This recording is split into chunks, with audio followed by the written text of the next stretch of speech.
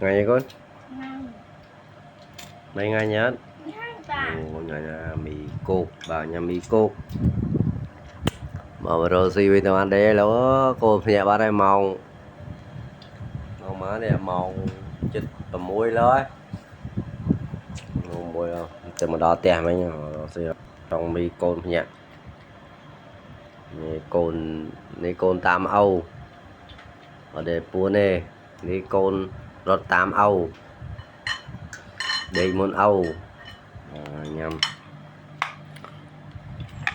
đây không có mì cột giờ ở sau mình lôi hồng mì cho tinh nha con này ngon nha con Ngang. hà lợn nang mì kia nang mì ấy kia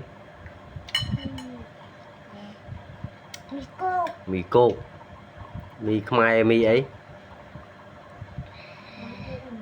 mì chân Mì chân. mì này mì chân đó mì cụ chân